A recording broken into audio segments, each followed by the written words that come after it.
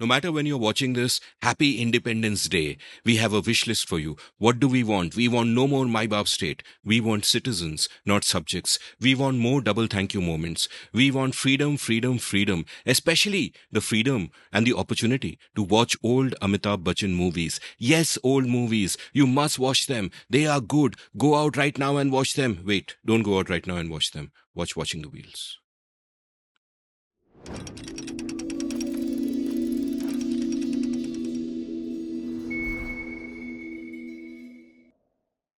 Hello, everyone. Welcome to our Independence Day special.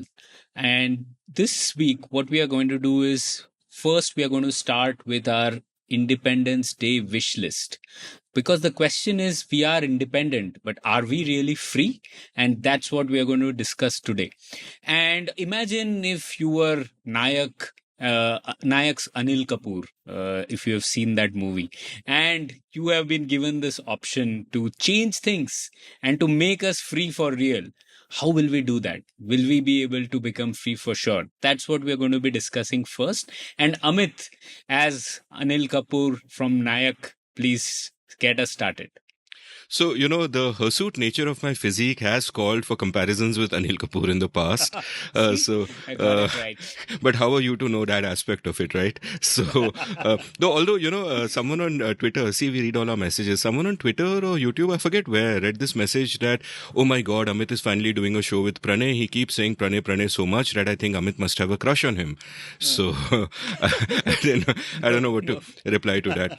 But no, it's a very serious day, and happy Independence Day to those in Pakistan also, because this is releasing on August 14th and ours is tomorrow. And every year Independence Day and Republic Day come about, and at one point one of course feels gratitude to be part of this country, which all of us love so much.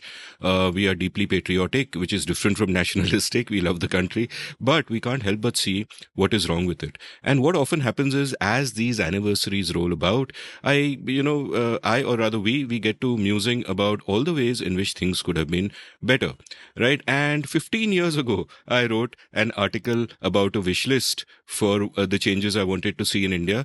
And 18 years ago, in 2008, I also wrote another wish list. We'll link both of them from the show notes. And I am sorry to inform you that practically none of the items from that wish list have made any progress at all. Like, the one thing I can think of is in the domain of personal freedoms, Article 377 is no more with us, which is some progress and which is great. And we should not take that for granted either. But most of those haven't happened, and we've just normalized all the shit that we live through in this country, which is why once in a while we need to remind ourselves of certain fundamental problems. Therefore, what we have for you today is our wish list for Independence Day, because we can keep wishing and, one small step at a time, play the long game, etc., etc. Each of us have 4 wishes for you, and the order is such that my wishes are actually broad, abstract wishes, very zoomed out. So I'll go first with my 4, then Pranay will go with his 4, and then Shruti will go with her 4. And at each point, we'll just keep zooming in further. So let me begin.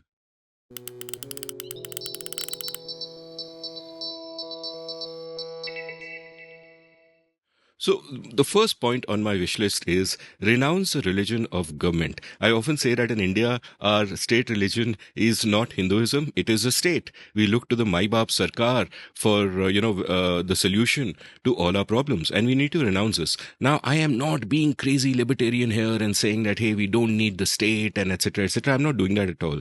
We need the state, so let's come at it from first principles. Why do we need the state? And the answer for this lies in what I call the great liberal paradox. To me, at the heart of liberalism is individual rights. Each of us have rights which should be protected, but who's gonna protect them? Only the state can do that with a monopoly on violence. And therefore, for our rights to have any meaning, we have to give away some of them, because a state only exists because of certain violence. Every act of government is an act of violence. Now, that might sound like a controversial statement to you, but that's trivially true. It's trivially true because a government needs taxes to exist. No one pays taxes willingly, right? Taxes involve coercion. State has a monopoly on violence. under the threat of abduction or punishment or etc., they take that money from you. That's your taxes. And we accept it. We accept it because otherwise, how will we have a liberal society where the rights of every individual are protected? But it's important to remember this because very often we think that, the government can do this, the government can do that, government money though is unlimited, there is no cost to the government acting. And I want to say that quite apart from the actual monetary cost of the government acting, there is a moral cost to the government acting. Every action of government comes at the cost of violence on each and every one of us, not just the elites like us who pay income taxes, but your maidservant, the beggars in the street, everybody, because everybody is indirectly, contributing to that and is thus a part of the coercion. And my point is not that there should be no government. As I said, we need the state. My point simply is to recognize that there is violence inherent in this. And therefore, to me, the only point of argument between different ideologies is when is this violence justified, right? A classical liberal like myself might be more predisposed towards a night watchman state, where I say that, listen, the state is there to protect our rights. Let it do only that. Beyond that, we must question everything. Somebody else may say, nahi yaar, infrastructure, roads, dams, positive externalities. Okay, you can buy that. Somebody else may say that, no, national pride matters in geopolitics. We need to build statues of our leaders, whatever. I don't want to take one position here or another position here. I simply want to say that we should, the basic, every argument should take into account that there is violence inherent in government action. And then you can argue for what is justified and why it is justified. But you can't just assume that there is no cost to government action. So therefore, we need to get past the religion of government. Now, unfortunately, what happened is after independence, our rulers, I will say, kept the apparatus of the colonial state. And the law and order in the colonial state was set up not to give us rights, but to maintain order, to rule us, to control us, to protect themselves from us and not the other way around. And therefore, we have a state which is very centralized, which is, Somnath Lahiri, a member of the Constituent Assembly, had once said that this constitution, our fundamental rights have been written from the point of view of a police constable, right? And that's the kind of state we've ended up with. And our mindset almost is of subjects and not citizens. And this is something that I object to. We are citizens. The state is there to serve us. We are in charge. And in this point, the final framework I want to bring up is something I learned from Francis Fukuyama, where he spoke about the scope and strength of government, right? Scope is how much the government does. Strength is how well it does it. And you'll see the quadrant on the screen which kind of shows this. And India is in the wrong part of it. Our government does too many things badly. What I would love it to do is do very few things well. So, that's the first of my points, that we get past this default thinking that government is a solution to everything and, think about more ways to keep it accountable, to get it to do the things it should do and not do the things it should not do. My second point is an extension of this in a sense, which is that don't normalize taxes. There is one section of the public which says, oh, only some small percentage of Indians pay taxes, and they mean income tax, but that statement is absolutely not true. Every Indian pays taxes. Your domestic help pays taxes when she buys soap. The beggar on the street pays taxes every time she buys any food that has salt in it or any food at all. Everybody pays taxes. Everyone is a victim. And you need to take that into account when you think of what the government does with your money. On my blog, India Uncut, I used to have a section and which stopped 15 years ago or 16 years ago, but the section was called Where Your Taxes Go. And I think I had, I enumerated like practically every day I would find some absurd use of where your taxes actually go. There was a government department that manufactured sex toys, believe it or not. It was actually the case. Now I think they're getting into pimple and acne reduction. Your taxes go in the craziest of crazy ways, and we can't just take it for granted. We have to assume that every time the government does something with our money, it is at the cost of the beggar on the street. It is at the cost of your domestic help. We may not notice it, but there is a cost to it, and the cost absolutely builds up. So that's my second point. My third point is that we have to embrace double thank you moments. Now, I speak about this very often, so forgive me if you've heard this before. John Stossel wrote a great column circa 20 years ago where he brought up this example. Say you enter a cafe and you buy a cup of coffee. When you hand over the money, the cashier says thank you. When you receive the coffee, you say thank you. both of you said thank you because both of you are better off. You value the coffee more than the money you paid for it. The cafe values the money more than the coffee. Both of you are better off. This is what is called a positive sum game. Now, I want to bring this up because this is actually counterintuitive. One of our intuitions, which is hardwired into us from prehistoric times where, we lived in small tribes in times of scarcity, is that the world is zero sum. If I have another slice of the deer we just hunted, everybody else gets that much less. So therefore you think in zero sum ways.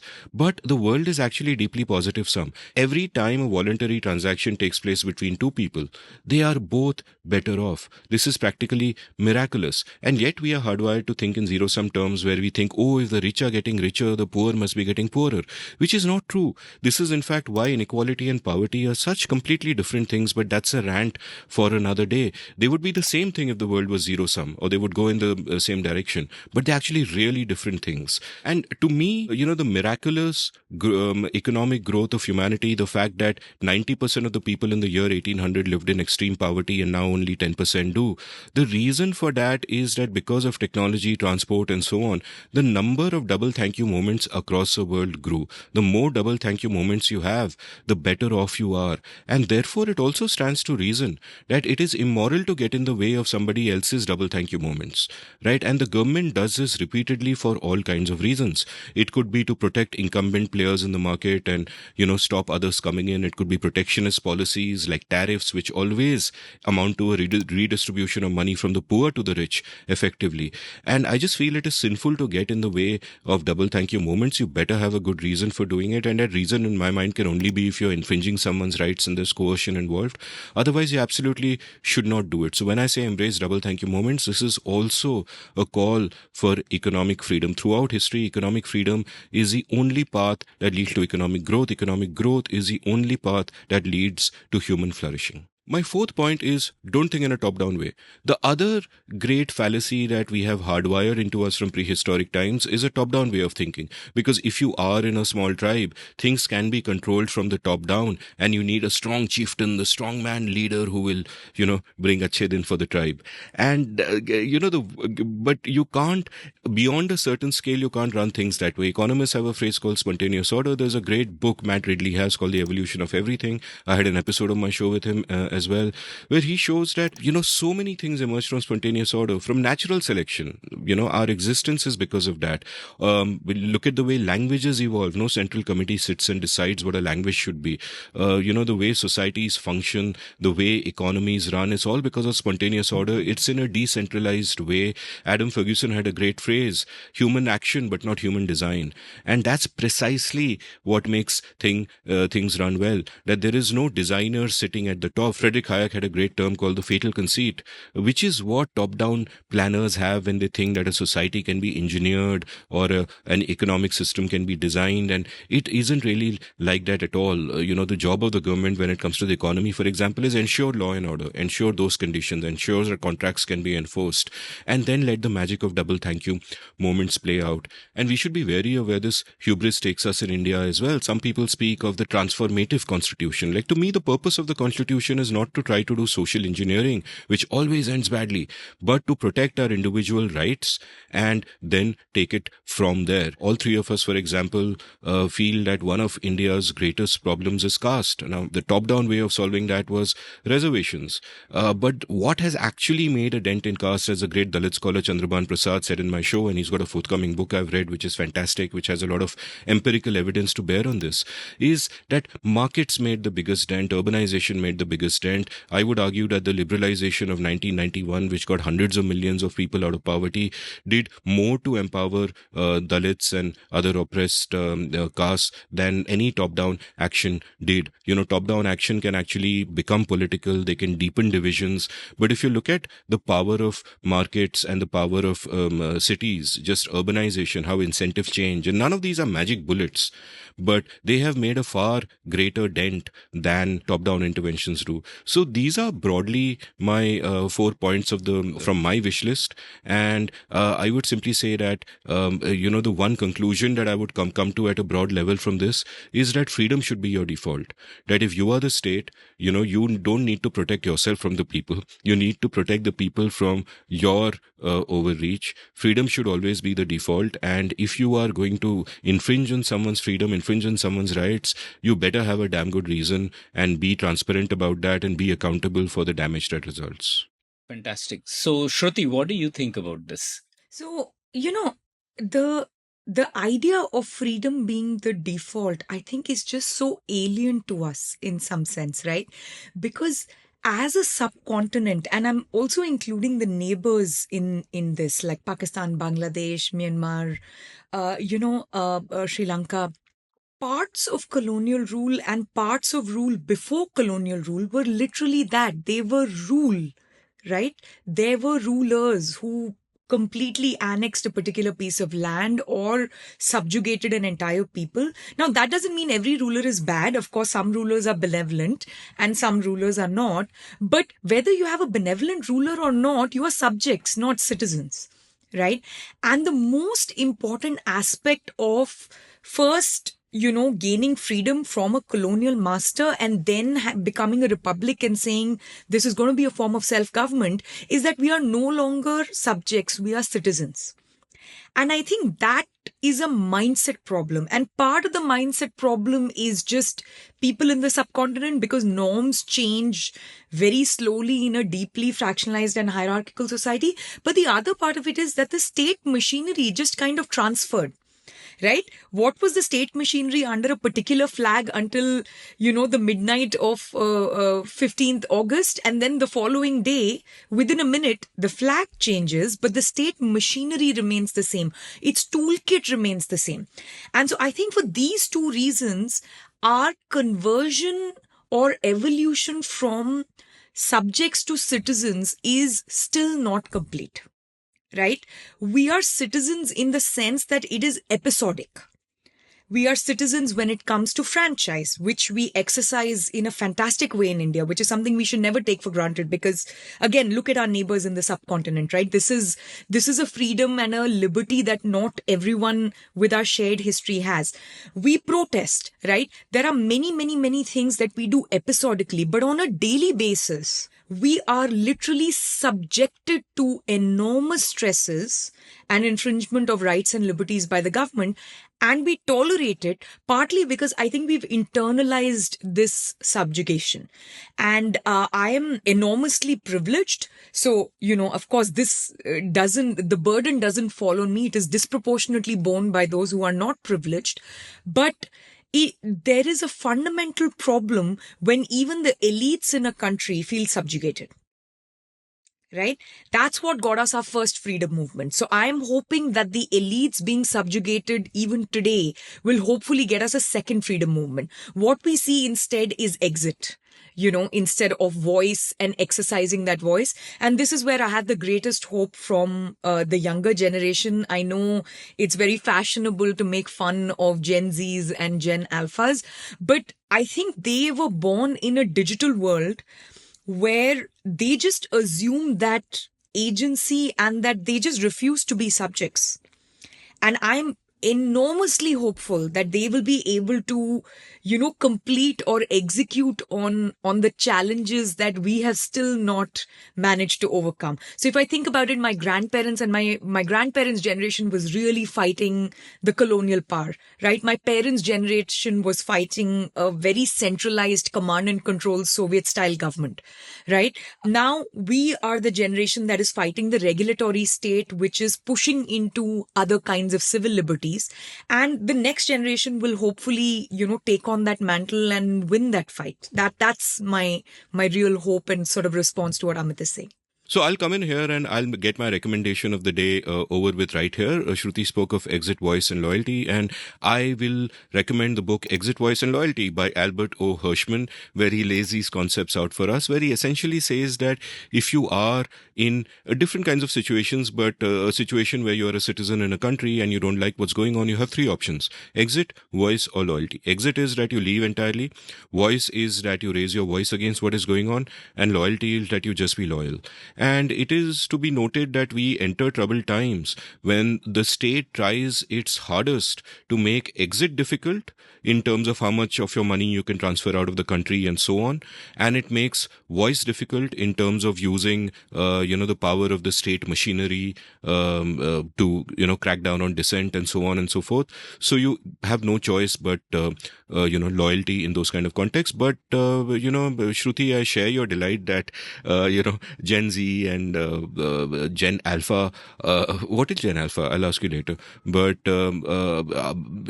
that our young people are showing enough voice, that we don't need to leave, that we can actually raise our voice and make a difference. As I saw this really most hearteningly during the CAA protests at the start of 2020, and then COVID kind of came in the way and that dissipated. But I don't think there's going to be another pandemic coming along to save the government now.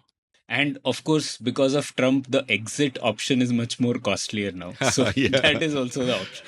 But Amit, I wanted But to sorry to interrupt there, Pranay, but exit is not just exit from the geographical territory of India. We are exiting in small and large ways all the time. All of us, most people, including the poor, have exited the government or public school system, right? All of us live in some form of gated community, apartment building. We are constantly exiting whatever state services are unwilling to provide, the poor law and order situation and so on. And there is another form of exit, which is we've all taken to global digital platforms as opposed to exercising our voices in a very local way, because all kinds of restrictions can be imposed on that. And we can get into that further. But I want our listeners and readers to think about exit in both a highly micro way, and the final leverage is physically leaving the geographical location and, so on. Yeah, and and psychological exit. For example, there is a great line from Kashinath Singh in Kashi Ka Assi, which I like to quote, and our editor Namsita, please beep the offending words out. And the line goes, Dunya hum bajaye harmonia, right? And over the last few years, I have to say that I have been tempted that just stop thinking about the shit that's out there. That just do my thing, do my podcast, do my writing, live a good life. Just, after, 20, 25, 30 years of writing columns about all of this, writing those wish lists all those years ago and seeing nothing change. Sometimes you just, start giving up. And luckily, young people bring energy that we need. So, but, Pranay, sorry, you were saying something and I'm keen to listen to your points as well. I just wanted to first react to what both of you said. So, in a way, and this we teach at Takshashila also, the welfare state sometimes becomes an alibi for the selfish citizen. Right. So, there's a welfare state. Why should I do anything else? I am paying my taxes also, which I have no option. And then why should I do anything extra? So that also leads to the psychological exit that you were talking about.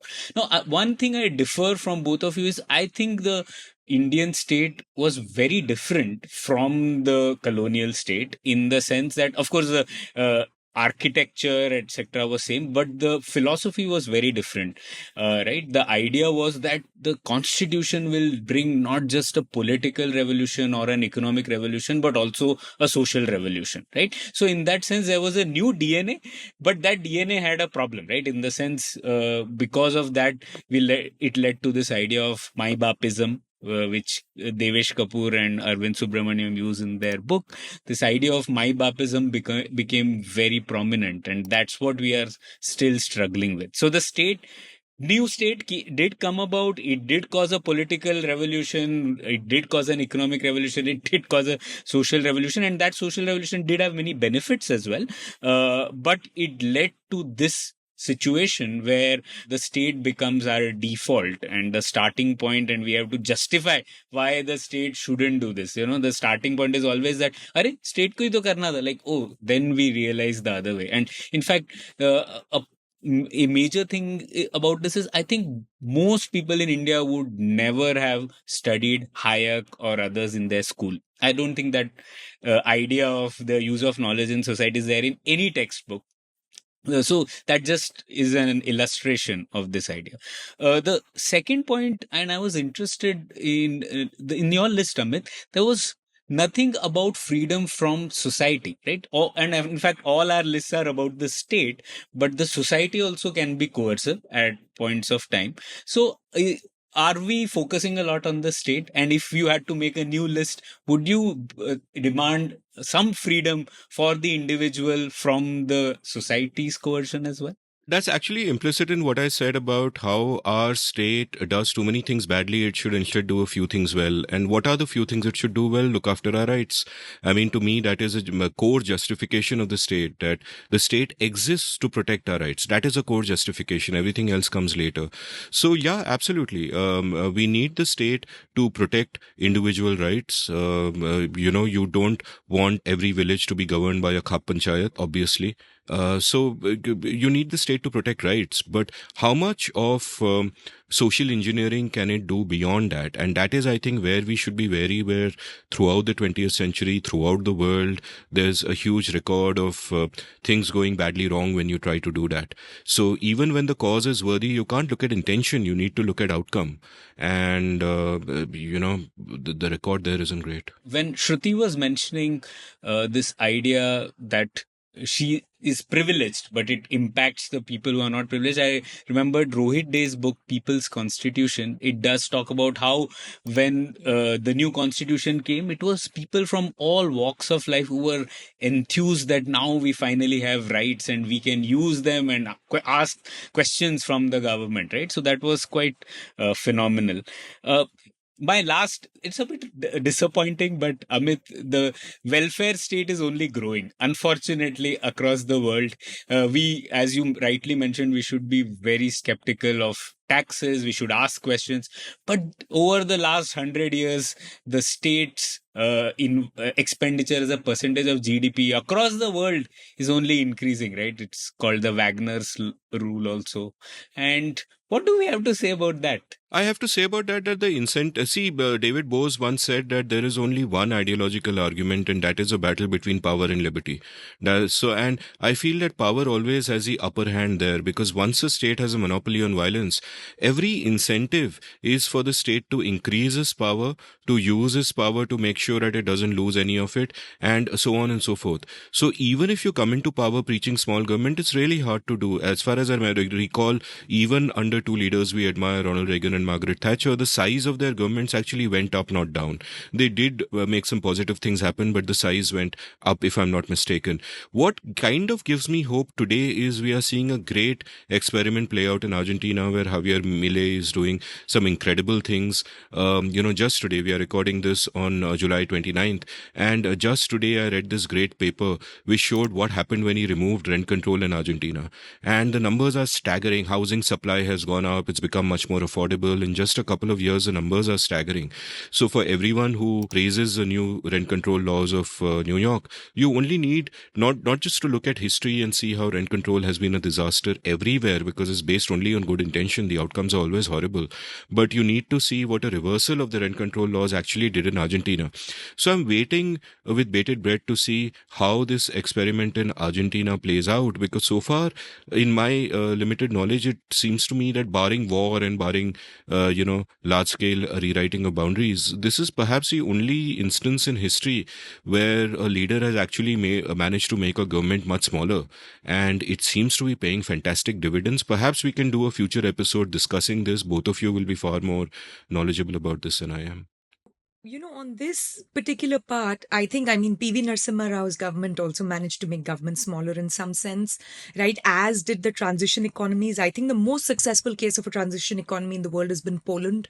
It has done Poland is now richer than the United Kingdom. I mean, that is an extraordinary thing to have seen in my lifetime, right? And if you go back and look at, say, the data from the 1950s, South Korea was where you would place Syria and South Sudan today, right? I mean, it's like the bottom third worst economy in the world or something like that. Like Ghana, India, and all were far better.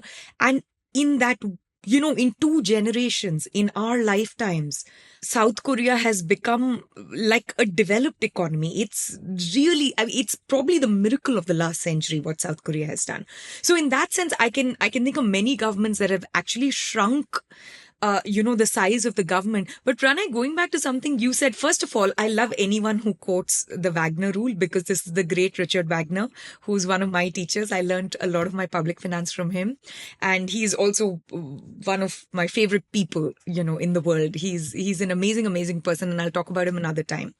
But another insight from Dick Wagner is also who is imposing those taxes. A lot of times just your tax to GDP ratio is not sufficient, right? Because if it's a municipal government which is taking on a bulk of those taxes through property taxes or user fees, it's not as oppressive anymore, because it's relatively easy to change municipalities or zones or districts, right? It is much more costly when it's at the state level and incredibly costly when it's at the federal level. So I think the Wagner rule standalone, if we just measure the number, India does remarkably well on that, right? Our tax to GDP ratio is actually not that as high as you would imagine, but the relative oppression from the state through the economic laws is incredibly high, right? So I would actually, this, and you've written literally a book on public finance. So all this is there also in Pranay's forthcoming book. But a lot of this really needs to be unpeeled when we need to figure out what is the point which is actually infringing upon our liberties. Great point. Yeah. All right. So now it's my turn. And I want to begin my list with a few examples. Actually, my first point was related to freedom to migrate. That is internal migration. And I don't know if you folks know, but the internal rate of migration in China, which has hukou registration system, is 4x that of India. Right. So it's an authoritarian country, and it has a system which blocks people from coming into urban areas, and yet it has 4x the amount of migration that is there in India. Now, there is a World Bank paper from 2017 which did a study across around 80 countries, and India had the lowest cross-district migration rate among all major economies, lower than Brazil, China, US, of course, and all that, right? So I think one major thing I would wish for is that we should truly have the constitutional right, the fundamental right in the constitution to go and work, to pick up a profession in any part of the country. Even though that fundamental right exists, over the last few years, we've seen that governments and state governments are putting various restrictions to do that, right? So you have local mandates and quotas in various states. Haryana had this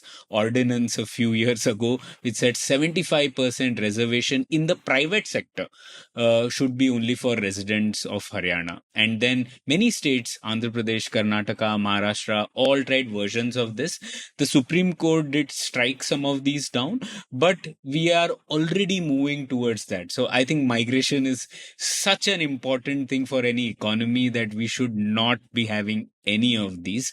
Unfortunately, this has become a thing. And already in India, as I said, it's not, the migration rates are low. This paper also says that, there is state borders already act as this invisible barrier. So people are about 50% more likely to move between neighboring districts inside the same state than across a state line. Okay. And the main reason for this is that welfare benefits, university seats, or government jobs are all tied to your domicile home state, right? And that has led to these things, right? And so even if you control for everything, the district is same distance away, but it's just across the border in one case, and one time it is within the same state, the migration rate drops by 50%, right? So this is something really striking and thing that we should be worried about. So I wish we were in a world where we accept that migration is great, You can have some specific conditions. Let's say in your government, you want people to work, then you could have language requirements. All that is fine, makes sense. But to have this kind of local mandates, even in private sector and in general, is terrible. And Chinmay Tumbe has written this paper on the need for an interstate migration council. I hope that comes about, but that would be a mechanism for us to iron this issue out, talk between states, and realize the importance of migration. But this would be my one big idea on this Independence Day. The second idea that I want to talk about is this idea of the Regulatory Responsibility Act. So, Shruti, you mentioned that we are fighting the regulatory state, right? But right now, whenever the fight about the regulatory state comes, we often tend to think about it sectorally, right? So, we need to do something in industry, we need to do something in education or things like that, right? And we are now talking about deregulation in all these areas, right? Which is good. We need to remove those regulatory cobwebs, but this will address the stock problem, right? Until and unless the incentives of the people within the government change, we will remove a lot of things, but they will again accrete over time, and we'll have the same thing. And the next generation, where Gen Beta or Gamma, will again be talking about fighting the regulatory state again, right? So, in that sense, what I think is, just like we have at least nominally constrained government spending using the Fiscal Responsibility and Budget Management Act, we should have similarly an act called Regulatory Responsibility Act, which has certain principles. And I'll outline some of those principles which are important. So one is, we should uncouple all steering work from rowing work, right? So steering versus rowing comes from a great book called Banishing Bureaucracy, and it says that certain jobs are really about steering, right, which decide the direction of where you should go. So policy organizations, policy functions, or regulatory functions are all steering functions, and it is justified that they are with the government. But there are a whole lot of rowing functions like services or compliance. All these are services functions which the state provides. So by default, in all rowing functions, there should be the role of the private sector. You should allow private sectors to exist by default. For example, there should be no reason why Bangalore has only BMTC as the urban transport provider. There should be an option for us to have private transport as well. But that doesn't exist, right? So that is one. Second, by default, every service delivery function, as I said, should have the presence of private players unless it is restricted by law. So I'm trying to change the defaults here. Second, I would say private companies and government run companies must always be treated equally. So that also should be enshrined. A foreign business entity operating in India must be treated on the same lines as a domestic private entity.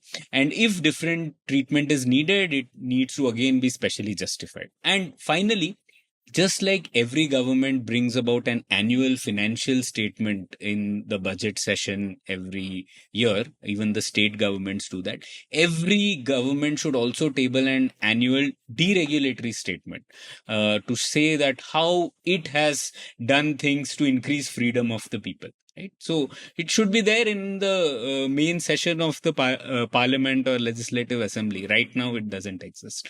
So based on this, then we can go sectorally, right? If we think of these principles, then we can think about, okay, we need more freedom for our firms. So we need freedom from for inputs. For example, none of these non-tariff barriers like quality control orders and etc. should be allowed until and unless there is a cost benefit analysis which is tabled. Right now, the way it happens is there is a Directorate General of Foreign Trade. It can just issue a circular, and yes, you have to comply with all this. This should not be allowed at all, so we should put those constraints on the state, like Amit was mentioning, that those things don't exist now. So until and unless you have tabled a cost benefit analysis, you can't do that.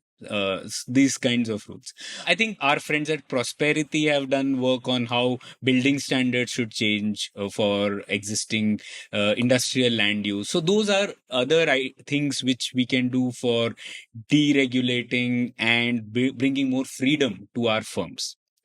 Now, let me talk about freedom for our cities. So that's my third idea. How do we bring freedom for our cities, right? So now, again, I would say, first of all, there's a license permit quota raj still which exists on land, and it constrains our urban development. Maybe we should do an episode on this sometime. But on this too, we need to dismantle it. So that would be one idea. Gurbachan Singh has done a lot of work on this. Then there is also, as I was saying, give freedom for the urban mass transport sector. Most of our cities have these rickety urban transport systems run by the government, and they are monopolies which are not allowing other players to come in, and that restricts our freedom. We cannot travel easily and cheaply, so that should be allowed. And finally, yeah, we need a lot of freedom for our city governments as well. Our city governments are really emasculated. They don't have fiscal powers. So we should have a fixed percentage of GST going to our city governments. Many people have written about this, but that will sort of increase the freedom of our cities. Right. My fourth point is that we should abolish a few ministries, starting with the Ministry of Education. And the reason why I say that is, I don't know, I think people often forget that general education in the constitutional design was in the state list, right? It was not meant to be in the union list. There were education ministers back then, but their role was still constrained to a handful of central universities. At that time, we just had Banaras Hindu University, Aligarh Muslim University, like, a handful of them, and governing institutions of technical and scientific education, which were recognized by the parliament as institutes of national importance. So it was a limited mandate. But during the emergency, we had this idea of the 42nd Amendment, and that did a lot of things. And one of the things it did was bring education under the concurrent list. And because of that, the union government actually gained legislative competence over all of education, from primary school to postgraduate research and all that, right? So that is one thing which has led to many complications, and we are seeing the NEET fiasco and all. Also, the roots of that begin here, right? And most of our viewers might be interested to know that this is an aberration. Many federations don't have a structure like this, right? Canada, for example, has no federal ministry for education, and education is completely a provincial responsibility. There is voluntary intergovernmental body for managing standards at the union level, for some credential recognition and all that, but it is a very small authority, not like what we have in India, right? Even in the US, most of the revenue for K-12 education comes from local and provincial government. So that's very different from what we have today. So I don't want to commit the sin of isomorphic mimicry because Shruti is here, but I will still say that we can begin in various levels, right? The most ambitious one would be, we should not have education ministry, agricultural ministry, many of these, and just replace them with some coordinating and standards authority. You can have a CBSE board, but you can just have a coordinating authority. If you can't do that, we should have something like, at least move it back from the concurrent list to the state list to begin with. And if you can't do even that, then at least have fewer centrally sponsored schemes, and just help the states which have very less fiscal powers, and give most of the money to the state governments, let them spend it the way they want, right? So those are some ideas that I had. What do you folks think about it? I love your points. I love all your points, especially the migration point. Obviously, we are all in favor of the free movement of both labor and capital. And you mentioned Chinmay Tumbe. His book India Moving is, I think, one of the most underrated books of the last decade. It's a magnificent book. And in my episode with him, one of the important sort of TILs that I learned is that the maximum internal migration in India happens because women get married. they get married and they move away to their husband's village or whatever. And this is actually, much as all other kinds of migration are great, this is actually a great kind of tragedy, because then what typically happens is that women increasingly get atomized in their in-laws' households. They might have built up a friend circle and a social circle in their journey to youth, but the moment they get married, they are uprooted and they are in this place where they are just supposed to service the in-laws and be a good housewife. In an earlier episode, we discussed how few women actually step out of their homes, and to me, it's a statistic that is kind of troubling. Much as migration is incredible, and especially free migration for women also would be incredible, but this particular reason and this particular consequence kind of is something I'm not comfortable with. And abolishing ministries is my whole thing. So I'll give you a little sort of trivia.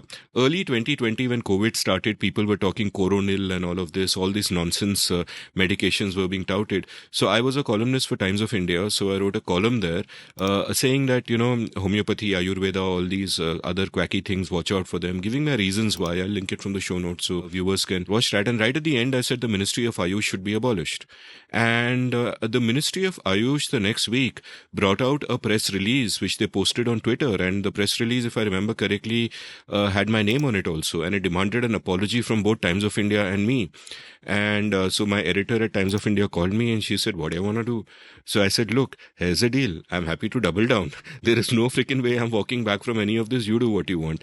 So I think, so I didn't do anything, but I think what they did was that the next week they carried a guest column from some Ayurveda type person, to carry the other side of the story. So all ministries, yes. And when you said, Pranay, that the Ministry of Education should be abolished, I guarantee you, and dear viewers, you please comment if this is true, that there would have been people whose jaws would have dropped. They would have been absolutely aghast, because it would have sounded to them as if you are saying education should be abolished. Because so much we have internalized this connection between the government doing something and that thing existing. कि अरे government ministry नहीं होगा तो education कैसे होगा?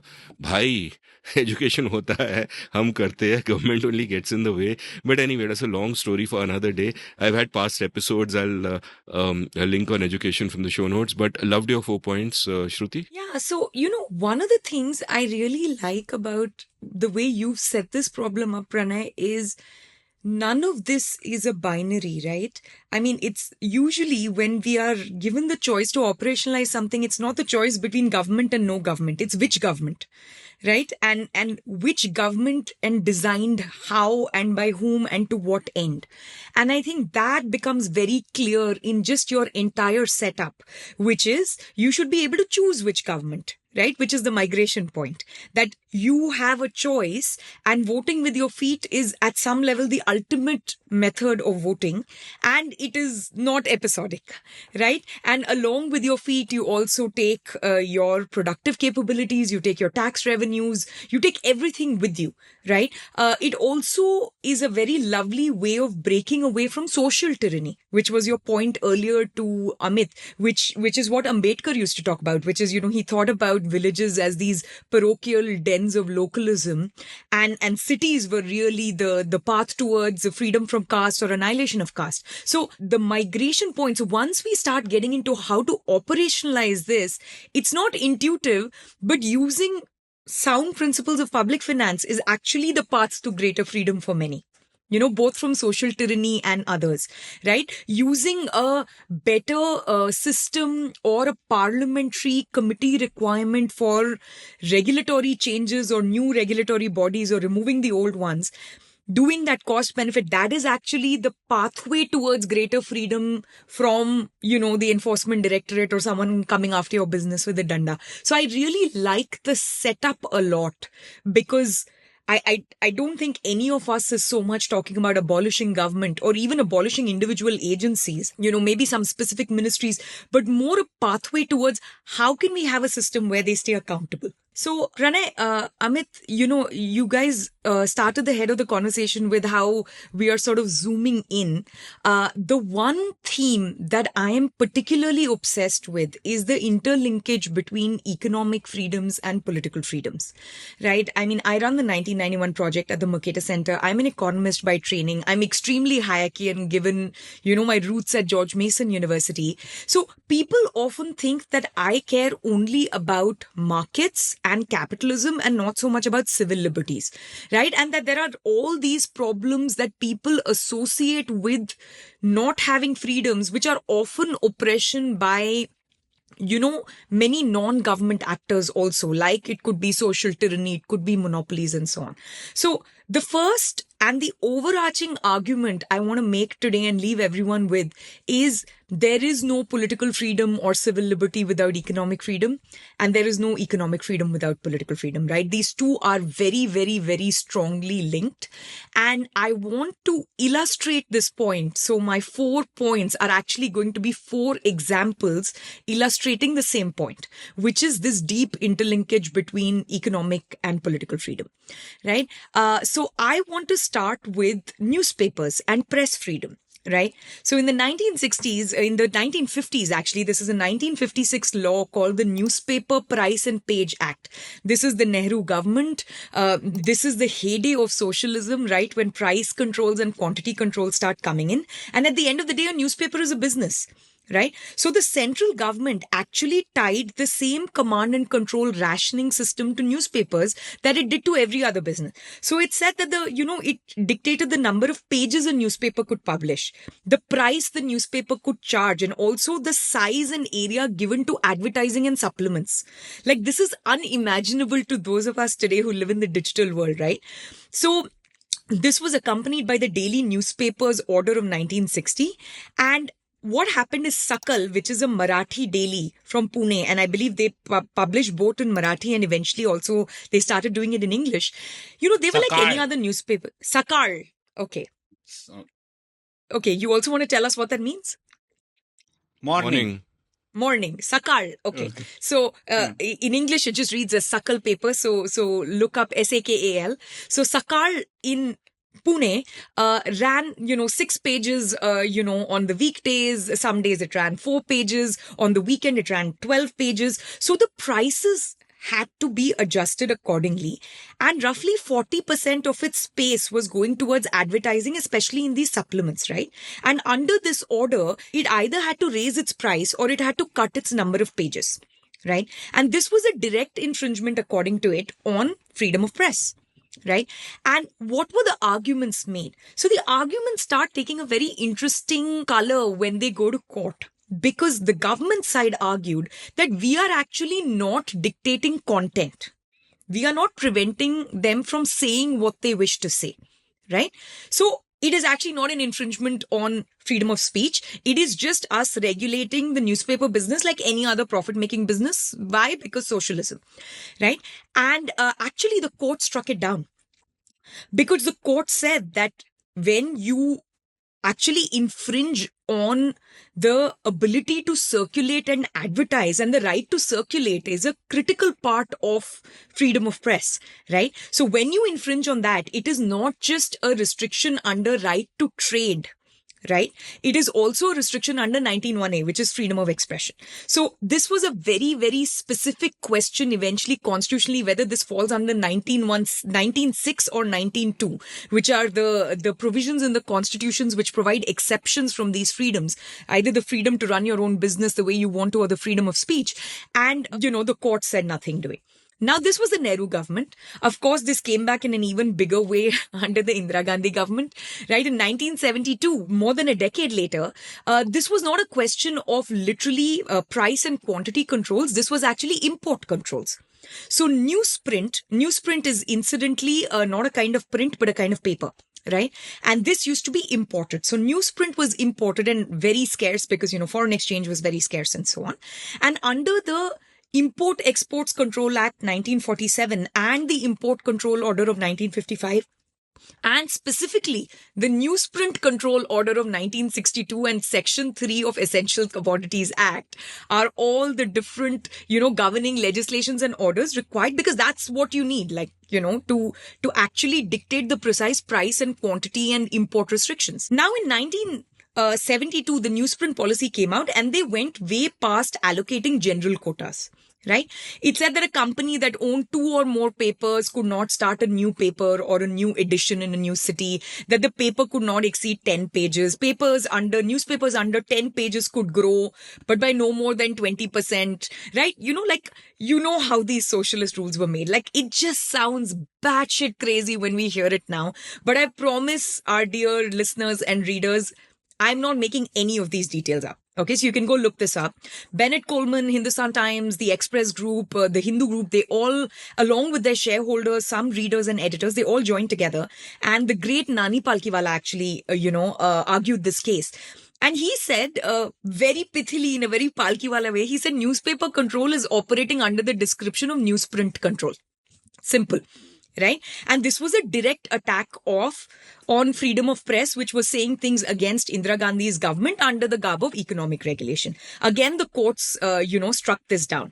So this is an example of how you can't take your freedom of press as a guarantee if you are willing to relinquish your economic freedoms and your economic rights. And for those of you who are thinking that, that's all, some previous generation, socialism is gone, these rules don't exist anymore. No, wake up, look around you. These rules still exist. For television and broadcasting, we have uplinking and downlinking guidelines, right? Now, very reminiscent of Indira Gandhi and before that the Nehru government.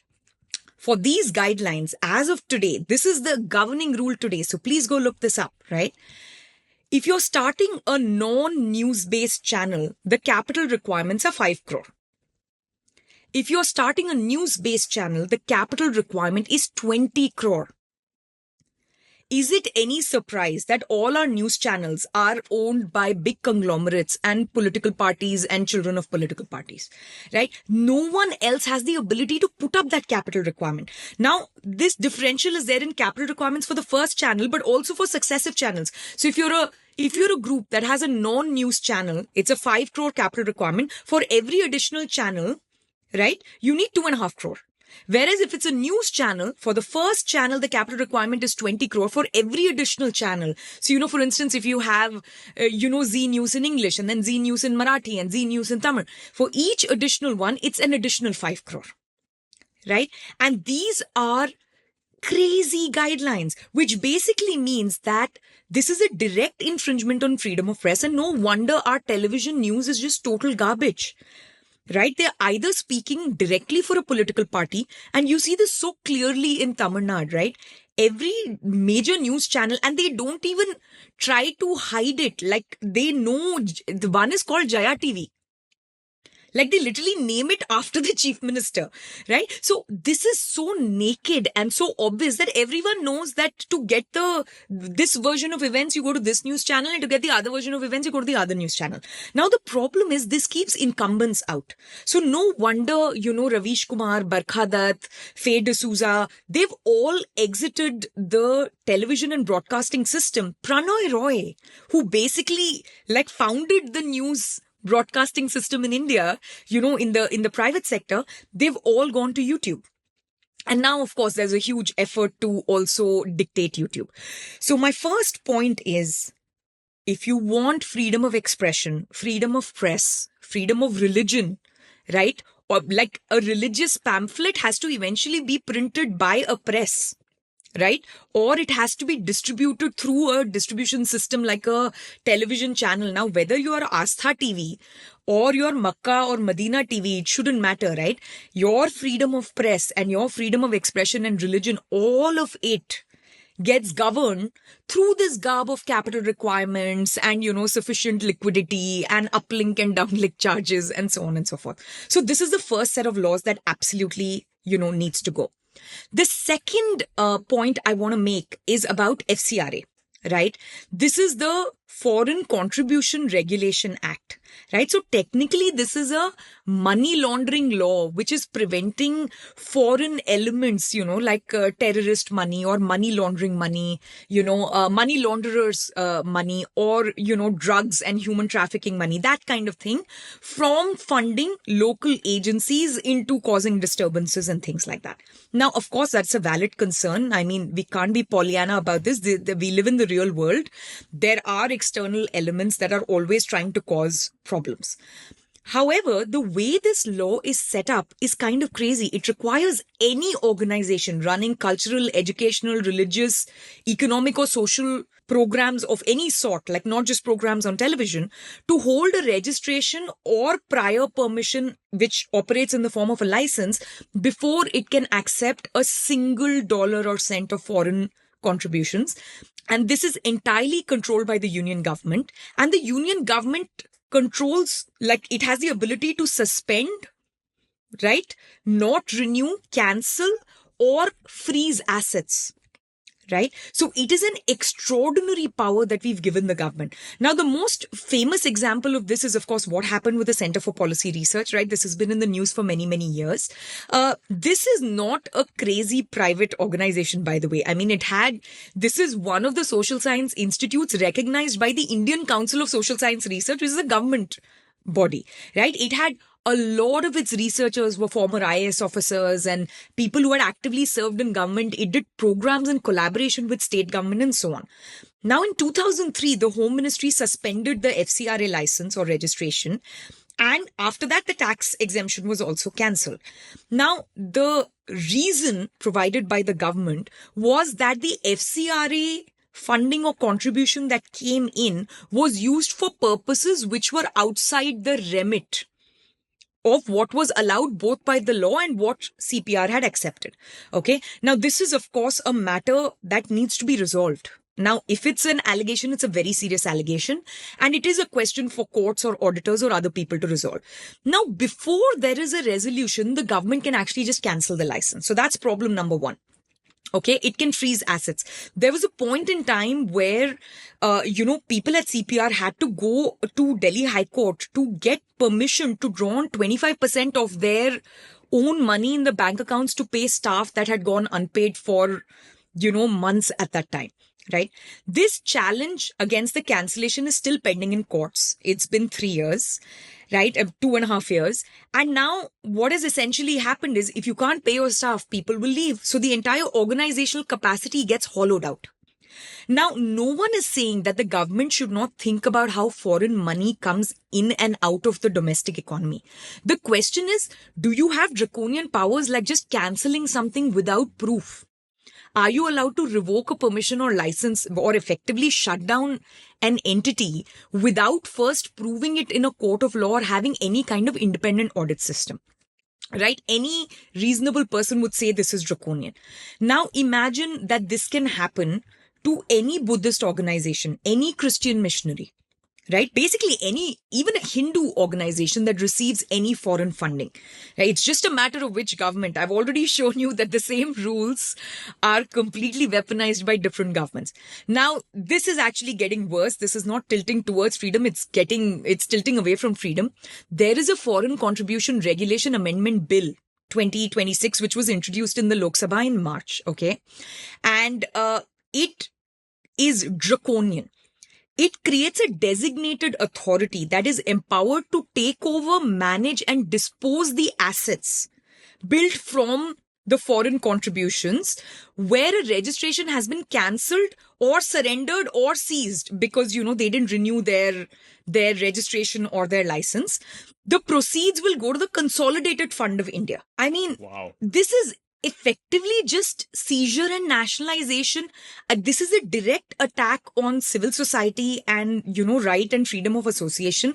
I can't believe that any court would uphold this. I mean, they can't uphold this. So what the courts have essentially done is, what Gautam Bhatia calls a doctrine of judicial evasion, which is we keep postponing the date. So effectively what the government wants done will just happen de facto, and then the organizations just run out of money before the challenge can happen. Now, the Kerala Assembly has passed a resolution saying this needs to be withdrawn. The UN, there has some special officers, the Amnesty International, the Financial Task Action Force, which actually is the, nodal global agency which tries to prevent money laundering and funding terrorism activities and so on. They have all raised concerns over this particular amendment. So, dear listeners, please protest this. This is, it's just absolutely insane that we can even imagine something like this happening in India. And this is not one or two. If you just go to the FCRA portal right now, and we're talking as of July 2026, there are 14,449 active registrations. 22,498 registrations have been cancelled and 15,212 have lapsed. Okay. Now, just to get into the lapsed part, it often happens because the requirements to get an FCRA license are so onerous, and the audit requirements, having an accounting team, all this is just so much of a burden that a lot of the smaller NGOs just can't afford it. So they just let it lapse and they don't renew it, or they just stop trying. Right. So this is a very, very big assault on all democracy. And eventually the money is being used by people and citizens of India. Right. So we can call it a foreign contribution regulation, but we're not regulating foreigners. We are regulating Indians. And the standard for regulating Indians and the bar must be incredibly high. And this bar is just, incredibly low. I wish I were giving you better news, but each example of mine, unfortunately, Pranay and Amit, is only going to get worse. Okay. So from newspaper orders and uplinking and downlinking, we have gone to FCRA. Now I'm going to come to something that's even worse, which is PMLA and FEMA. So PMLA is your Prevention of Money Laundering Act of 2002, and FEMA is Foreign Exchange Management Act of 1999. Okay. Both of these are again about regulating money laundering problems. Okay. So money laundering is of two kinds. One is those who are not paying tax that is owed to the government, right? So it's fundamentally a tax collection weapon or tool, arsenal that the government has in its toolkit. And the second part of it is, of course, of money laundering is lots of criminal organizations or people who are engaging in activities that are actually banned or not allowed, like human trafficking, drug trafficking, counterfeiting, things like that.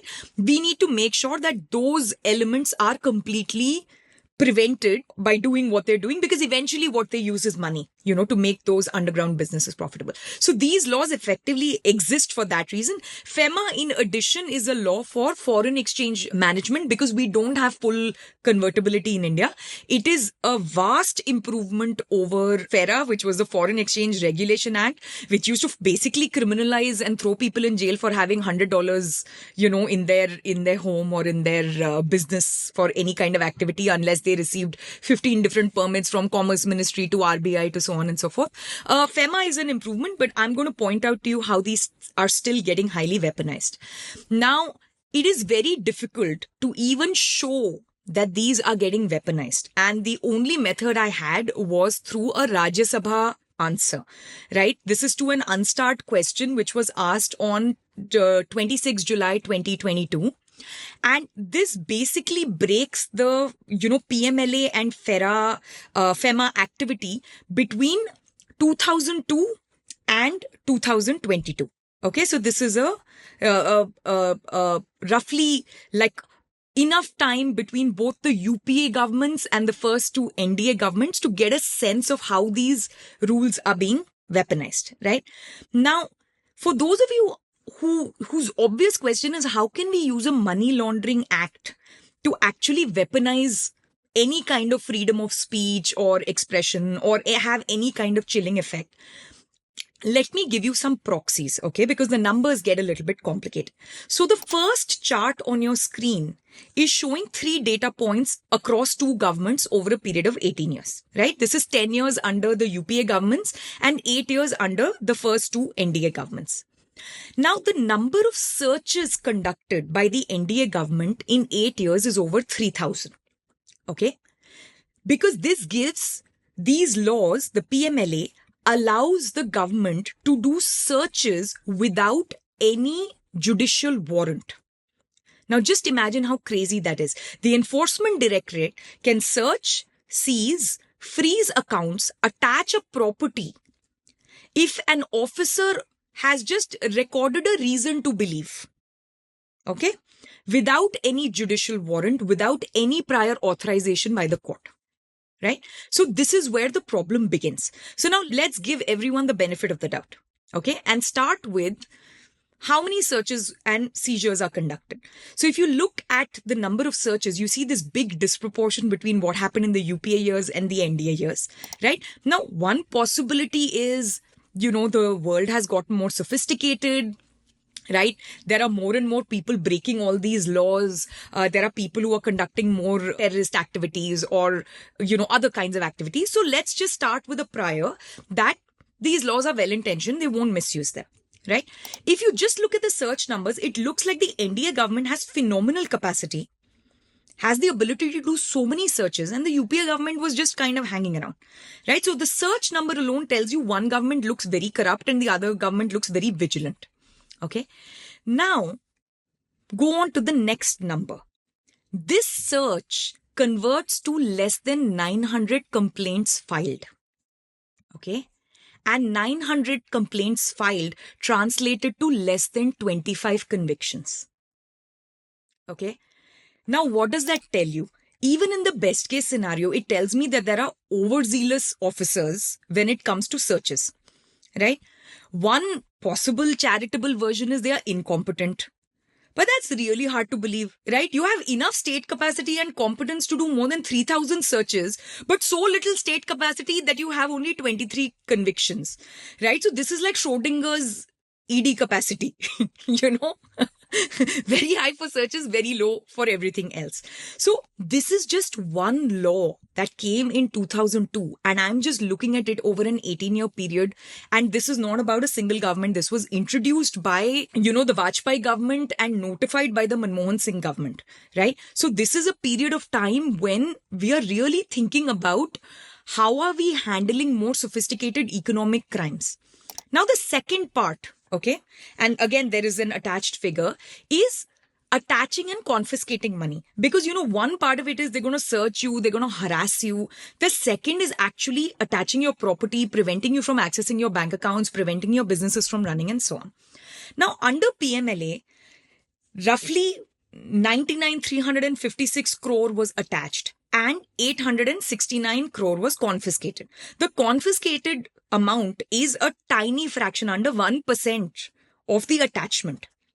So the attachment is the coercive step, and all that requires is an overzealous officer with a reason to believe.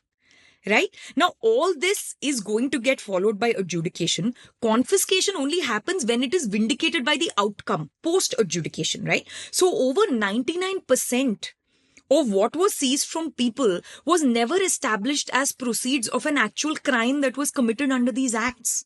This much money, right? 99,000 crores or over that was attached for 23 convictions. So this is just telling you that this is fundamentally the chilling effect. Because the problem starts if the officer shows up in your house. Right? And then, of course, we have the usual, excuse of how slow our courts are, and the courts take their own time. And in India, everything is slow. But of course, the government can't stop, catching the bad guys and so on. Now, the next part of the story is FEMA, and it is the exact same story. Okay, the ratio between cases taken up for investigation, and now you'll see the third chart on your screen. So the ratio of the cases taken up for investigation and the show cause notices that are issued, that ratio is pretty awful. Right? So the initiation of the investigation is fundamentally, the process is punishment. Then the number of show cause notices that are issued shrinks because you actually need cause. Right? Then the number that is adjudicated further shrinks, and then anything that follows from that, which is whether searches are conducted or property seized, all that is a fraction of what was started as an investigation, right? So again, FEMA is being completely weaponized. Assets seized rose over 500-fold, right? While the cases only rose about 2.5-fold. Right? So you can see what a gap there is and how these guys weaponize these things. Now on penalties, whether you look at, the UPA government or the NDA government, the penalties are crazy. These are civil penalties, right? So there is a huge incentive for the taxman, also Pranay's favorite Beatles song. There's a huge incentive to start imposing huge penalties because that's another source of revenue for the exchequer. But when you look at the difference between penalties versus asset seizures, the gap is huge between what used to happen in the UPA government and what is happening now, right? The number of assets that are getting seized, right, which is not a pre-adjudicated penalty or even a post-adjudicated penalty. Now, this kind of asset seizure is just, this is just tax terrorism or gundaraj. Choose how you want to phrase this. So, Shruti, before you move to your other points, because you use the word terrorism, I do want to ask a question people will have is: would repealing these, what will that compromise national security in any way? Aren't you tying your hands to get too much of the government by just repealing these? So, how do we address that? So I have two responses to that. So first is, I'm not saying repeal the entire law or the idea that something like this needs to be regulated. What we need to do is actually streamline it so that it is administered per rule of law. That's it, right? There should be no search and seizure and attachment of property and things like that without a judicial warrant. Right? An officer shouldn't just be able to show up with some random reason to believe. They need to have some evidence that some crime has been committed. Right?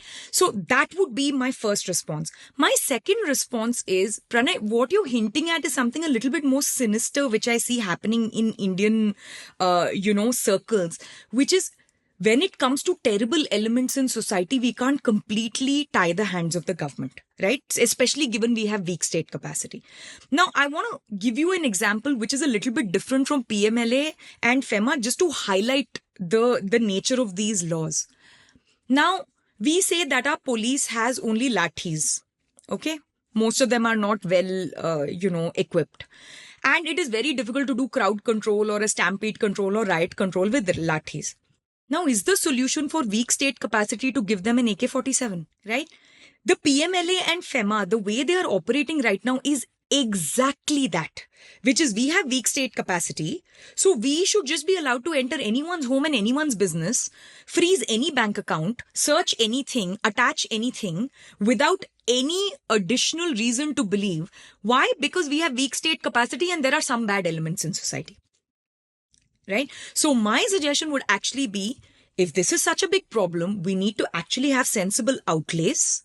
We need to strengthen state capacity. We need to have a larger police force. We need to equip crowd management better or riot control better and so on and so forth. And the solution is not to give an AK-47 in the hands of, a constable, which is exactly what happened in Bihar, I believe, recently. And the third aspect of that is, these are draconian powers. We're not talking about changing the GST rate on something from 5.5% to 6%. We are talking about destroying businesses, ending 50-year-old civil society organizations, shutting down news channels, right? Throwing people in jail. These are extraordinary powers of the state and we should be very careful to use them. And now that I've spoken about constables and, the ability of a constable to come because they can't do lathi charge, the last example I have of this is preventive detention laws. Right? So if you think about FCRA, if you think about, PMLA, FEMA, all these are in some sense preventative laws. That is, even before a crime has been committed, we need to prevent and we need to give the government so much authority that we don't care about freedoms. Now, the worst example of that is the literal, preventive detention laws that we have in India. Most recently, we're still recording this in July of 2026. The protests were going on, the student protests in Delhi and across many other cities. In Delhi, across India, we have the National Security Act of 1980, which permits detention to prevent anticipated conduct with no requirement to charge or prove a completed offense. Detention runs from 12 days to 12 months. That is the most extraordinary range I have seen. Okay. On July 15th this year, before people think there's some 1980 law and what does it have to do with me? This year, July 15th, in the Delhi Jantar Mantar protests, the Lieutenant Governor of Delhi used Section 3, Part 3, read with Section 2E, and authorized the Delhi Police Commissioner to act as the detaining authority for the NSA Act for a period from July 19th to October 18th. Right? This was just extended till October. This was not for a week. And please note, the preventive detention law, this is not the law that we're talking about operating in a border area where there is a skirmish, right? Or there is some religious violence. This is against young students protesting over a paper leak in a peaceful protest where the demand is that the education minister resigns. Specifically for that particular protest, this was the order that was issued. Okay, people asked the Delhi police about it. The Delhi police went one step further. They stated that this is a routine quarterly renewal. I don't know which is worse. Okay, that the order was issued in July, on 7 July before the protest began. There was no specific relation made with any connection to the protests.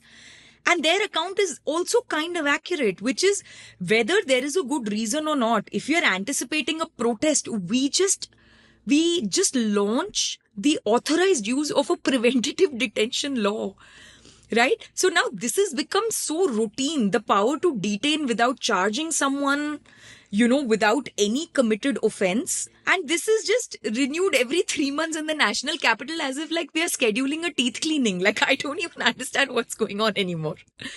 Right? And of course, part of this was what was happening with Sonam Wangchuk, who had already been detained for many months under the NSA because of what was happening in Ladakh, where, a few people died. There were violent protests there. And, this particular law was again invoked there. But this whole thing just feels like we can't possibly have laws like this when we are celebrating, the 79th Independence Day of our country. Like this is the kind of stuff the British used to impose on Indians. Right? These anti-sedition laws and Official Secrets Act and lathi charges and tear gas. Even they had to charge someone, right? This preventive detention stuff. It just has no room in any free and civilized society.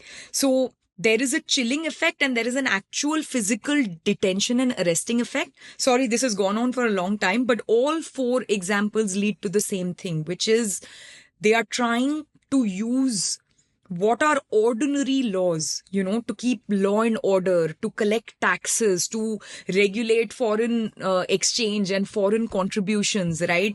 Uplinking and downlinking, broadcasting waves management. These sound so benign when you just hear about them, but what they actually weaponize them into and how they lead to censorship and how they lead to a chilling effect is something extraordinary. So my wish list is all of this must go. I actually had to constrain myself to 4 laws. I had about a dozen more, which I hope we will get to in other episodes. But this is what's happening. I think we should just monthly karna chahiye. So this is maybe we shouldn't do it so episodically so that people forget. So this is my sincere hope and wish list, and I hope young people really start paying attention to these sorts of tiny details which directly infringe on their ability to do anything. Shruti, that was an absolute masterclass. In fact, it could have been a separate episode all on its own, but that's fine. If there are 12 other laws, we'll do another full separate episode with all of them. I have a narrow question and a broad observation. And my narrow question actually comes from my OTT watching, especially of police procedurals. So whenever I watch police procedurals set in the US, I realize that there is a certain separation of powers there, and that has interesting incentives in place. So whenever the police examines a case, the prosecution is separate from the police, right? The police has to go to the prosecutor and convince the prosecutor that this is a case worth taking to court, and the prosecutor doesn't have to listen to the police. The prosecutor's incentives are that they have to get a high success rate. right? So therefore, if the police doesn't have enough evidence, it's obviously a vendetta thing. The prosecutor will only say, fuck off, don't waste my time. And that then affects the incentives of the police, that they also can't take shit cases to the prosecutor because they're just going to get struck down. And obviously the third peg in this, which is the judge, is another separate person, and they have their own incentives. And I have a feeling that in India, yeah, the judges is separate in many cases, but the prosecution and the police are tied together, so the incentives are different, and they can get away with a lot of impunity there. And in certain cases, correct me if I'm wrong, but for the income tax department, even the judge is part of the same system. So you are, policing it, you're prosecuting it, and you're judging on it, all at the same time, and the incentives are really messed up there. Yeah, so Shruti, give me a sense, how much of this is a correct reading, that this is not just the laws, but even the structure of our departments and the structure of our enforcement systems are a problem? So, you've got the incentive problem correct, but not the structure exactly right. So, in India also, the police and the prosecution are functionally quite different. And the prosecution needs sufficient evidence from the police to be able to prosecute and actually follow all the evidence requirements and things like that before the courts. And the judiciary is, of course, separate from the police. The trouble in India is that the police are not accountable to the people. The police are centralized at the state level. Right? The New York City Police Commissioner answers to the people of New York City. The New York City Police Commissioner does not sit in Albany and certainly does not sit in Washington, D.C. Right? And the New York City Police Commissioner is one of the most powerful people, in the Northeast, I would think. So this is an important distinction, that we have fundamentally centralized the police. And even under the state government, no state politician wants to give up control over the police, because that's the way you can wield the weapon and also, escape prosecution yourself and punish your opposition and so on. But the other element is, what is our solution to this problem? We need a union government centralized police, is what all the committee reports say.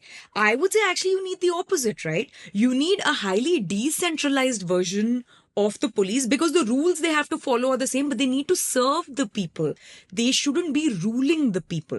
I think we forget that the first function of the police is to serve, right? So this is a fundamental issue. The second point you bring up is absolutely right. In fact, I call them the Holy Trinity. I was joking about this with, Renuka Sane, who's one of our friends and colleagues who runs TrustBridge. They do a lot of work on financial regulation. And I call this the Brahma, Vishnu, Mahesh united in a single function. This is Dattatreya, right? The amalgamation of all three gods with the many, many, many hands. They are doing the legislative function also. They're doing the executive function also. They're doing the judicial function also.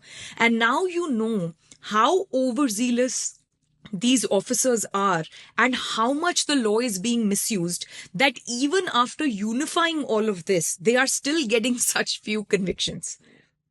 Right? So that is how bad the system is, in some sense. But your instincts are absolutely right. The incentives are wrong. And frankly, the state capacity is another problem. And my broader observation is this, that, you just give a masterclass on how economic freedom matters, and you cannot have political freedom without economic freedom, which I completely agree with. But I think about the other part of the equation, that, does political freedom matter to having economic freedom? And typically I would have said, of course it does. Now people will give the counter example of a place like China. Like Deng Xiaoping is one of the great men of the last century, because he got hundreds of millions of people out of poverty, more than, even Narasimha Rao and Manmohan Singh managed, by getting economic freedom to China at a time where political freedom wasn't there. And there is no way, even if Deng had wanted, that he could have increased the political freedom within the system that he was working in. Now, this doesn't mean that you don't need political freedom for economic freedom. I would argue that you still do. China is an outlier. We should not commit the survivorship bias and assume that, look at China, no political freedom, or look at Singapore, and, etc., etc. In most cases where you don't have political freedom, the country will go downhill, because you won't have economic freedom and you won't have prosperity, and political freedom is important. But, that's an observation, not really a question. I guess it's a subject for a full episode and discussing it some other time. But go ahead. I have one response to this. Well, I have a couple of responses. The first two words I want to leave everyone with is Jack Ma, right? This is the founder of Alibaba, and basically just disappeared. So this weaponization, and we know only about one Jack Ma because he was kind of a global figure. He's the Jeff Bezos equivalent or whatever. God knows how many such cases exist in China. The second is the counterfactual has to be Chinese specific. We don't know how much China has given up on economic growth and economic freedoms to actually control the state like this. The closest sort of snapshot we got into it was during the COVID crisis, which is they had to functionally shut down the entire city of Wuhan, which is an incredibly productive place, which kind of put the brakes on the global economy and global trade, all because they suppressed the ability for information to transmit that there's a pandemic going on.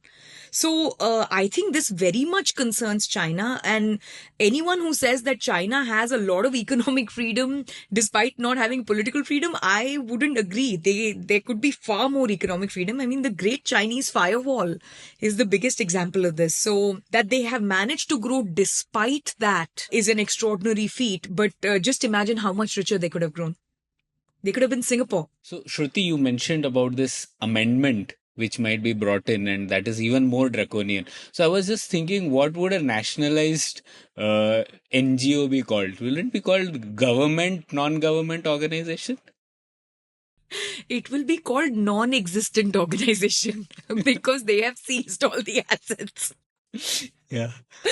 But it's true. I mean, it's shocking. I mean, we're laughing about this, but it is a little bit shocking that we're able to do this and get away with it. We will have future episodes where we do a lot more double clicking on this, but right now we need to move away from economics to entertainment.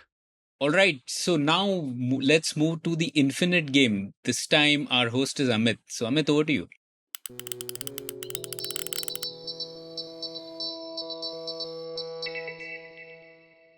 Right. So I am today going to give you a subject which both of you know about. But first I want to tell you how I arrived at this question, which is a slightly complicated process. Now, in short, the question is, what are Amitabh Bachchan's 20 greatest hits? Now, but the point was, how do I define this? Because obviously I have to do inflation adjustment. Now, how do I do inflation adjustment for this? There are various ways. One way is that you just take the total number of footfalls for each film and you multiply it by a current average theatre ticket price. That could be one way. It has its flaws. Another way is that you just do standard CPI inflation adjustment. You take the box office returns of say 1975 and you adjust it for the current day. But that also has its flaws, partly because ticket prices don't necessarily inflate the same way as the rest of the economy does, and also because the box office of many films, especially pre-1990s, are actually not reliable, and you get many different estimates in many different places. So I spent a couple of hours doing this. Then I asked all 4 AIs, ChatGPT, Claude, Grok, Gemini, सभी घुसो भाई, मुझे answer जो दो, मुझे inflation adjustment का methodology दो. चारों भाई ने मुझे 4 अलग अलग जवाब दिए. And at the end of it I was so confused. I said show ही नहीं करना, 2 घंटे निकल गए इसमें.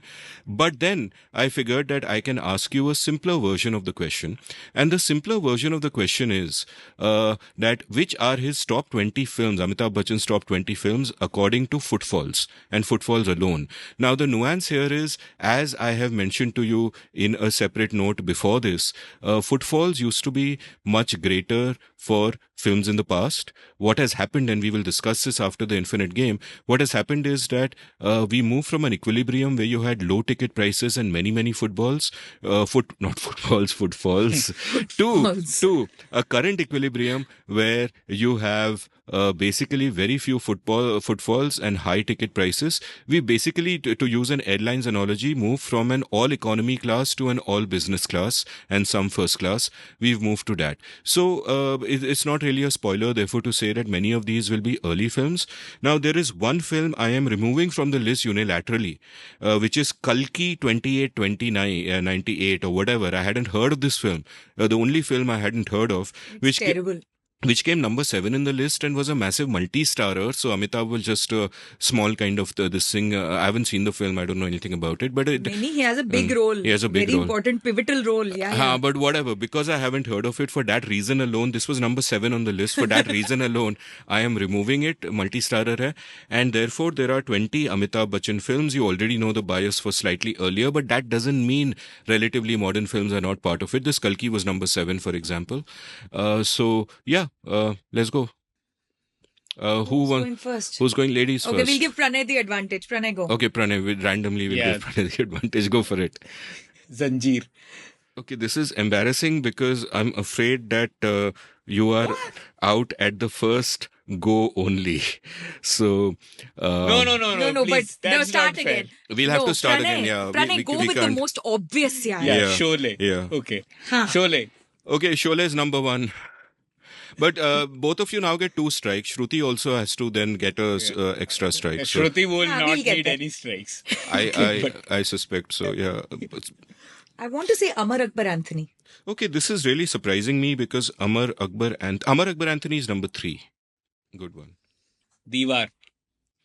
Diwar is there at number 12, much lower than I expected, because when I asked the question to myself, I had it at number 3 or number 4, somewhere very high. So I'm a little surprised that even in terms of footfalls, it's at 12. But Shruti, go for it.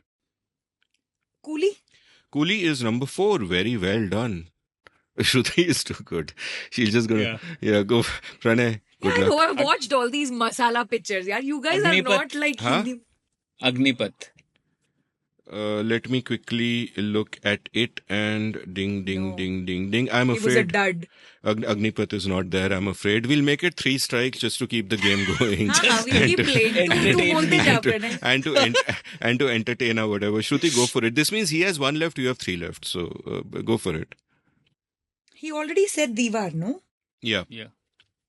So wait, you said Sholay was number 1, Diwar was 12, yeah. Coolie was 4 and Amar Akbar Anthony was 3. Excellent. So So what is the number 2 film? yeah, and the number 2, let me tell you that in inflation adjusted revenue terms was number 1 in many of the other lists, some of the other lists. They were all different from each other, but it's like super big, which I hadn't expected, but it's not totally surprising. Anyway, I'll try and find something, but Kabhi Kabhi? Kabhi Kabhi comes in at number... No, wait a second. Kabhi Kabhi comes in at number 17. Okay, so Kabhi Kabhi is in. You did get it. Should I give Pranay a clue? Abhiman. Bro, why are you doing this? You are striked out. These are all like cute films with no footfalls. Yeah, you're striked Yeah, out. think Manmohan Desai, not Rishikesh Mukherjee. Like Yeah. you got to think Yeah. big. Like I was... Okay, hum. Hum is also not there. Like I'm really backing Arey you, bro. yaar. I'm trying my Yeah, best. inflation adjustment mein it would have been gotten screwed up. Yeah. This is Like, footfalls, I'm thinking- but nevertheless. Footfalls mein. Kalia. Is it there? Kalia is also not there. You're not having Arey. a good day, Pranay. This is No. very sad. This is... I am still thinking about what could be the number 2 film. let me think of a This clue. is it's very annoying to me. Like, how can I not know the number 2? Okay, let's. Okay, in I'll- golf, you have I'll tell you- handicaps, right? I'll Like, tell this you. is I'll tell some you. shitty movie like Mard No, or no, something. it's I'm not gonna be damn shitty, pissed. not shitty. How can you say that? It has 3 words, and the second of them has 2 letters. It'll be something ki something. So Close. Gender wrong. Muqaddar ka Sikandar. Brilliant. Muqaddar Ka He got Sikandar, it. of course. Yeah. That's the one. Yeah. Yeah. So That's number 2. I'm, Okay. I'm just going to read through the others. Because Wait. okay, Acha, go for it. who won this? Okay, I won this. Okay, You- Pranay lost. I'll Very give- good. Now I'll- you Wait. go. Okay, Shruti. Let me guess. I'll give you a clue for number 5. Huh. Think Huh. Sanskari weapon. Sanskari weapon. Yeah. With something in common with this show, with watching the wheels. In this Trishul. Trishul, yeah. In the sense that there are 3 of us. Correct. Then number 6 is a popular demand of India's subjects/citizens, which has still not been fulfilled for many people, unfortunately. Roti, kapda aur makan type kuch Brilliant. hoga. Well done. Yeah. Number 7 is Number 7 is what Pranay could have been had he not discovered public policy. Sorry, this is a low blow. Lavaris. Yeah. And number 8. Now it's Sharabi. Like, these are the movies that are going to No, come no, up. no, no. All these. Number 8 is basically how I would describe all our situation to be with each other. To have the good fortune to be with each other. Naseeb. Yeah, and I'll just go through the others. There is I'll Suhag. just go through the list. Yeah, there is Suhag. There is a term that describes Pranay magnificently well, especially in his engineering college days. Mard. Mard. Then- I said Mard also. You I didn't- said some shitty Uh-huh. movie like Mard is going to be on the list. Yeah. Go back and hear. Huh. Playback. Right. And then there is another word for what also our friend Pranay could have been in his engineering college days. Dawn. Dawn. Dawn, of course, Dawn. yaar. I should have gotten Dawn, damn it. Yeah. Then Chupke. Namak Halal. Nahi, yaar. Namak Halal. Think Manmohan Desai and Salim Javed. Namak Halal, Andha Kanun, Shahenshah, Giraftar, Sharabi, Kabhi Khushi Kabhi Gum. Yeah. Sharabi also I said. Not Yes. bad. Kabhi Khushi Kabhi Gum is that high. Not bad. No, it's number 20. It's actually number 20 in the old list, which I took Kalki out of, but did not put something else in. So actually, there's one more film. So maybe one of Pranay's strikes wasn't a strike. But Like anyway. Mohabbatein type something will be there. So in the inflation adjusted list, Mohabbatein Inflation actually is adjustment goes figured away. in the top 20. But I mean, that was a multi-starrer also, I think, So was Okay. Kabhi Khushi Kabhi Gum. We Yeah, have it to was. move over this very quickly so that I can hide my embarrassment. You- But you have a- Amit, can we go to the next part where you can explain this inflation adjusted thing? Why are we discussing that? Absolutely. Yeah. So, having wasted 2 hours finding a list on which I could ask an infinite game, which I thought, basically I thought we'll need a tiebreaker because you guys will get all 20, but what to say? I started thinking about the reasons for why this has happened. That in terms of watching movies, we live in a completely different world today than we live in the 1970s. And, I started thinking about this because an acquaintance of mine in an online group I'm part of made this anti-capitalist rant that, I went to watch Odyssey in Bangalore and the tickets are so expensive and this is crazy. And it's evil capitalism rhetoric that big multiplexes came and now there are no more single screens and all of that. And my response to that is that if the metric for seeing if a price is too high is whether the business is in business, because prices are supply and demand. And if somebody charges something that is too high, maybe not immediately, but at some point they will go out of business. And this was my standard response. But then I started reconsidering this response and saying, am I missing something? And then when I said this question for you guys, I realized that I have missed a very big thing.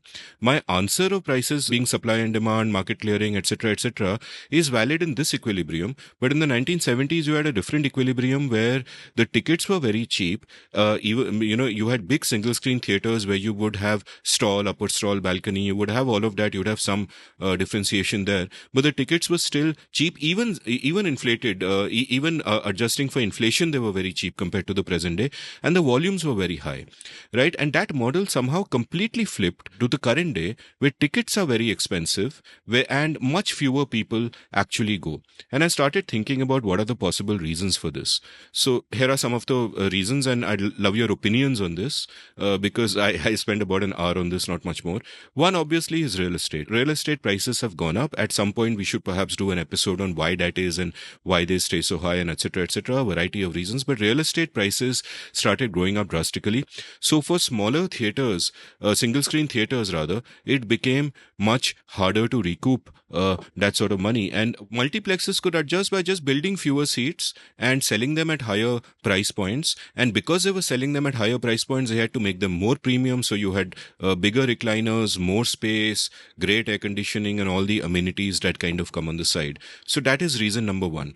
Reason number two is the opportunity cost of watching a film. That in the 1970s or 60s, there's really nothing else you can do for mass entertainment. Even when I was a little kid, what are you going to do? You're going to, outing hoga, aap jaoge. I remember the movie theater I used to go to when I was a kid in Chandigarh. Was it Piccadilly? I've forgotten, but they had this wonderful hot dog, which wasn't actually an actual hot dog. It was a Chandigarh version of a hot dog, but it was awesome. This is a stuff of nostalgia. You remember these useless things randomly in the middle of recording an episode, and your co-hosts are saying, "What the fuck? Get back to the point. This is not the scene and the fucking unseen." So I will get back to the point. So therefore, uh, today we have many more options. Stop laughing. Today we have many more options of what to do with our time. In terms of cinema itself, you had cable television come in, first a couple of channels and many more channels, and we saw that through the 90s. The options are great. Then eventually, when laptops became ubiquitous in the early 2000s, at least in cities, you could download films, stream films, etc., etc. And then eventually you had the whole OTT revolution, 2010s onwards. So for relatively cheap prices, you could just watch a movie at home, and you had other entertainment options, because it's not just movie versus movie, it's movie versus all time pass. And you had other entertainment options of your sort of Instagram screens and all of that. And the result of that is that, number one, a lot of people had so many options that the cost of watching a movie, which is not just the ticket price, even at a low rupee number, but the cost of watching a movie just in terms of you take the time, you go somewhere, you have to have a snack there, etc., etc. All of that was not worth it. So an entire segment of the audience which had nothing else to do now has a lot else to do and started doing those things. So you had slightly more upper crust people going to watch the movies, but they weren't going there just for entertainment, because there were so many other ways to get entertainment. So instead, movie going became packaged as an experience, as an event, and that package involved a lot of other things. That package involved, eating well, dining well, and shopping in the mall that you were going in, etc., etc. Third reason has everything to do with the state. So don't blame evil capitalism. This comes down to the state, and these are regulatory distortions. For example, all across South India, and Pranay would have more local gyan on this, because it happened in Karnataka as well, but it happened in Tamil Nadu, Telangana, etc., where the state imposed price caps. Now, price caps always backfire badly. They are there with good intention, that ticket prices are getting expensive, people can't watch, you put a price cap on seats. But it had a number of downstream effects which were pretty disastrous and led to the trend that we're talking about. Number one is that single screen theaters were no longer viable. That this, and very often they own the land. A single screen theater would own the land that the theater was on. And, price caps made it simply not viable, because the prices were no longer being determined by supply and demand per se. And therefore they simply started shutting down. Now, many theaters, like in multiplexes, responded to this by cross-subsidizing. 75% of the revenue of PVR actually comes from the food and beverages that they sell, right? So you cross-subsidizing by, I think, their gross revenue. You cross-subsidize by selling really expensive popcorn, and when I go to the PVR Icon that's near my house, you can order sushi and you have gourmet things happening. And to my great irritation, in the middle of the film, people who have ordered in the middle of the film, guy will come with a tray and put it on their seat and all that. And I used to get really irritated. I'm like, I'm here to watch a movie. It is a sacred experience. Don't disturb me, etc., etc. But then I realized that multiplexes these days are not so much about just a movie. They are high-end entertainments and luxury restaurants, and they just happen to have a screen attached, and that is part of the package. And they shifted like this, and obviously then it's been rebranded as entertainment/event. It's an experience, and movie watching is not the core angle. And again, that explains why everything is so premium and business class and out of reach for the common person, because it's not what you used to think of as a movie watching experience to begin with. And because of the price caps, the way the price caps were on the cheaper seats, so multiplexes then adjusted by increasing the number of premium seats and then charging more for them.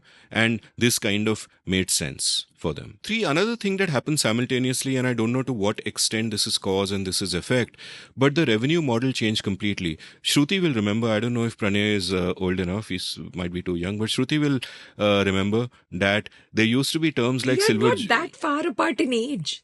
Okay, fine. You will all remember that there used to be terms like Silver Jubilee and Golden Jubilee. Are you aware of these terms? Yes. Yeah, Pranay is aware. So I apologize and take my words back. How old are you, Pranay? 41. Oh. Yeah, I'm 42. Just FYI. Yeah, Okay. I thought he must be in his early 30s or something. मेरे को I love लगता that है one. young What है. Tejasvi. He looks like Tejasvi, whoever that is. He's So, randomly so trolling me. anyway, so we are all of a vintage where we will remember that there used to be Silver Jubilee, Golden Jubilee, which is 25 weeks, 50 weeks, and I think Diamond Jubilee and Platinum Jubilee also, because films would run for that long. That was a whole freaking model. Now, most of the revenue happens in the opening weekend, in the first 3 to 7 days, in fact, and therefore, theaters will do what is called yield management, where they will do dynamic pricing on the Thursday night when the premiere might be there. They'll do dynamic pricing for the weekend. They get all the money, and films go to streaming typically within 4 to 8 weeks. Earlier, you know Silver Jubilee and Golden Jubilee are much longer than that. So that also has changed. That there is a front loading of the revenue that you need to bring in, which also plays a part. Now I don't know which is cause, which is effect, but this is a factor. There are other factors also I want to talk about. For example, there is the issue of ownership models. You know, single screen theaters, as I said, they often used to own the land, and the opportunity cost was also incredibly high, because imagine what you can do with it. But in multiplexes, typically the operator would rent the space, and the mall would be very happy to have a multiplex in there because you're driving footfall to the mall, etc., etc. So I'm speculating. I don't know what role ownership models play. I don't know what role taxation structures play, because now this is something I vaguely remember. I didn't have time today after all the work I put into thinking about Amitabh Bachchan films to look at this. But I believe there's a separate GST rate for tickets less than 100 rupees and a separate GST rate for tickets more than that. And I wonder what kind of effect this creates is something worth pondering about. So these are sort of some of the reasons. Real estate is of course a deep and true reason. What do you do about it? These government regulations like the price caps in the southern states is absolutely crazy. Pranay, maybe you'll have something more to add on that. And so these are my kind of thoughts around this, and I wonder why this is the case. And the larger question to me is that, is there an opportunity being missed? That are there many people who would go to watch many more movies if there were affordable options for them? How do we think about this? A friend of mine who's an investment banker who's worked closely with PVR in some of their earlier mergers pointed out that they are actually not very profitable at all. I mean, they're just barely getting by despite all of this. So the question is that, what is a model that can work? Is there, is there a disruptor who can think of an interesting model? What are the barriers to entry? How many of them come from the state? How many are things like real estate prices, which are high partly because of the state also, etc., etc. So I'm curious. Do you guys have any thoughts on this? Yeah, two quick thoughts. I think one other reason, Amit, might be urban sprawl, right? A lot of the times that you are talking about is effectively when, your cityscape was relatively small and rural areas didn't have too many screens. In fact, they are traveling screens. For those who don't know what that means, like find a copy of Swades or something on streaming and you'll know what a traveling screen in a rural area looks like. So that used to be the model because the urban city area was relatively small. It didn't take 3 hours to get from one end of the city to another end of the city. Now, if I just break everything down to the basics, this is community viewing plus appointment viewing, which is the worst of the two, right? And the capital expenditure is fixed without knowing how many hit movies are going to show up and that people want to do with community appointment viewing and how many hit movies are not going to show up, right? So that is fundamentally the problem of the model. Now, once upon a time, there were too few other venues of entertainment or any kind of media consumption, right? I know my dad's generation went to the movies sometimes just to listen to the songs over and over again, right? Because there wasn't television or YouTube where you could just enjoy the song. You had to actually go watch the film for that. So there is that element that led to more footfalls, but it was also easier to get to the movie theater, low urban sprawl, all of those things. Now I have a feeling the way we need to go is small instead of big, right? The bigger you get, the more bathroom stalls you need to have, the more handicap bathroom stall you need to have. You need to have fire exit, elevator, blah, blah, blah, right? If you go small, and I'm thinking like a tiny viewing space like that Superboys of Malegaon almost, right? Which is basically a warehouse with 40 chairs is all you need with like good, Dolby sound and a good screen. why can't we have a movie theater model like that, which actually works much better? Because it should be relatively easy to rent a big living room kind of space and put in 20 good chairs. So I have a feeling there's something about our regulation which prevents us from growing small. And the reason and if we go big, then the capital requirements are so high without knowing what the upcoming revenue is, that the business fundamentally just doesn't work. And the other escape hatch out of this problem is economic growth. Because I live in a country where sometimes actually it's so depressing to watch a movie. 6 लोग होते हैं यार movie theater में. It's like, what is this community movie watching experience? Like super hit movie in second, third week will have 6 people in the hall. That's like But heaven we are for me. rich No one enough as a interrupting country. you. That's like heaven for me. No one Well, talking. I watch it at No home. one. No, but no one interrupts here, even in a full hall. There's no one coming and giving samosa and momo in the middle of a movie. There's no interval. Right? So, I mean, it's pretty straightforward and it's very comfortable. It's beautiful recliner seats. All those, all the nice things are there. But I'm also at a GDP per capita, which is 30 times higher than India, is the people I'm watching this with. So I have like 10 or 12 movie theaters within, 5 minutes distance. The third part, which I've already always wondered about, is why don't we play old movies in Indian theaters? I go for so many vintage movies routinely.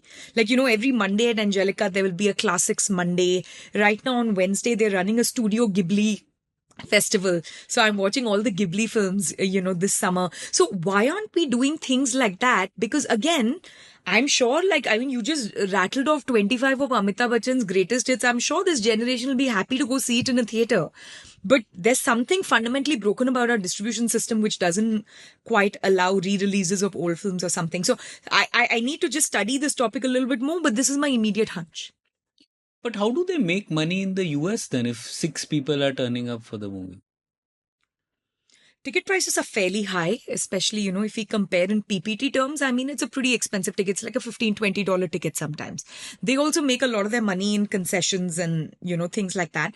But the other part of it is the capital cost of setting up a movie theater is so low relative to what is happening in India. Right? To get a mall space in Juhu and actually abide by all the rules and laws and have 2 fire exits and all is so much more onerous, I imagine. And also a GDP per capita of 65,000, if it can't afford me, 20 movie theaters within a 5-mile distance where 6 people watch movies, then what is all this money worth? Yeah. So some thoughts that I had is one related to what Shruti mentioned, that our reference networks are very different now, right? And we have so many different smaller niche preferences. And because we have niche preferences, now we have those options. Last week I went for a movie now that Moana was playing, Odyssey was playing, Jananayagan was playing, all of them were there. And I guess there were small, you won't get scale for many of these, but you have many options and choices. So you can just see all genres of movies in the same day, right? So that affects this. Numbers are smaller, so ticket prices are higher. The other related to regulations, a few things, right? Many land conversions of cinema things are not allowed easily. So you end up, even in central Bangalore, you can see many old single screen theaters which are still just dilapidated and nothing's happening because there are still regulations that you can't convert it to other land use. So there is something related to it which is an exit barrier and it becomes an entry barrier, I guess. Then there is movie price caps, which you have already mentioned, but there are also language restrictions, right? So there are restrictions that in Karnataka, Kannada movies should play, in Andhra Pradesh, Telugu movies should play, and so on and so forth. So because of that, also, if you're a single screen theater, you have to play a movie which might not even be good because there are regulations. Whereas if you have multiple screens, you can just put one screen playing this and other screens you can monetize. So those options exist. So essentially these are, when you have only one single screen and with all these regulations, you just get locked, and then having an optionality works a lot better is what I would guess. Fantastic insights. And with that, let's go on to our recommendations for the day.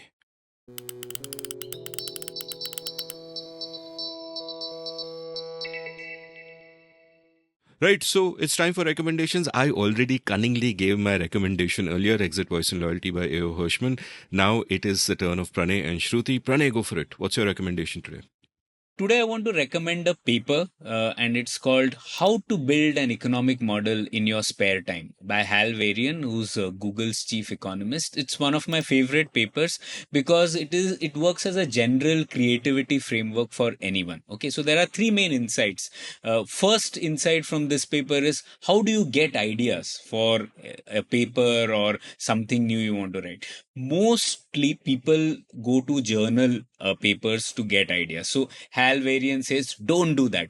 He says that actually the best way to get ideas is to look at bad ideas, because he says that there is nothing like a fallacious argument to stimulate research, right? So that's why we can justify spending our time on Twitter and Instagram, because you will get a lot of wrong arguments there, and then you can motivate yourself to write papers for it, right? So that's one. The second insight, which I really like, is he says postpone literature review. So often, many times you want to write a paper, you quickly go to what previous scholars and experts have written on it, right? And he says that's a bad idea to do this, because then you are constrained by the ideas that you have already seen, right? So the idea is that first you need to develop your own skills to build models. So instead of deep diving into literature beforehand, go and think about this question deeply, create your own frameworks, create your own hypothesis,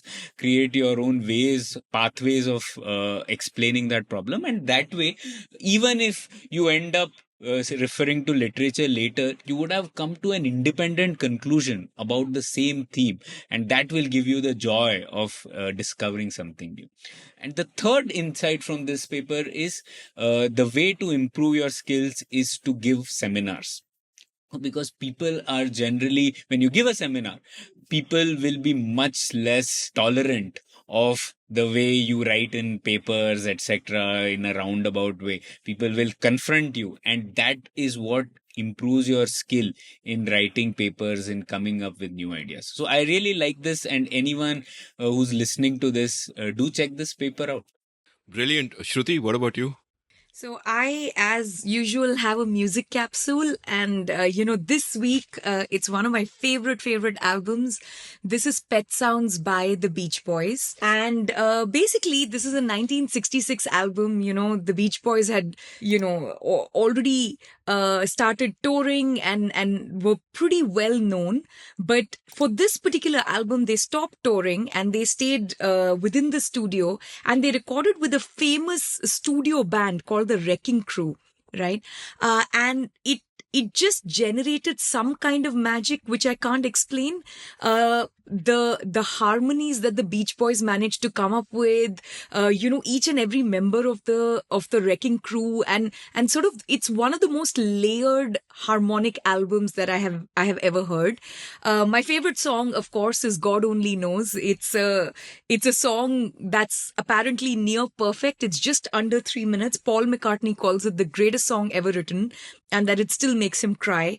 And it's got everything, right? It starts with a French horn, it's got sleigh bells, it's got harpsichord, it's got the most beautiful vocal harmonies, and it's just such a lovely song. And my other favorite songs in this album are Wouldn't It Be Nice and Sloop John. But it's one of those rare albums where with each passing year, I discover something new in the songs. I love it more. And I always find a layer in the harmonics which I hadn't noticed before. So it's aged very well for me. And it's, 1966. So this is another one of those milestone years for this album. And I hope you enjoy it. You know, when you were talking about God Only Knows, I thought that, as you unpeeled all its layers, I thought this must surely be the iPencil of pop music. So, on that note, I think it's time for us to end this episode. We hope you, dear viewers, are as infused by a passion for freedom as all three of us are. One more Independence Day has gone. Many more will come, hopefully, and we will have less to lament and more to celebrate as time goes by. So thank you for watching. But if we have to leave you with one final wish from all three of us for this episode, which you and you alone can fulfill, it is to like, share, subscribe. Thank you very much.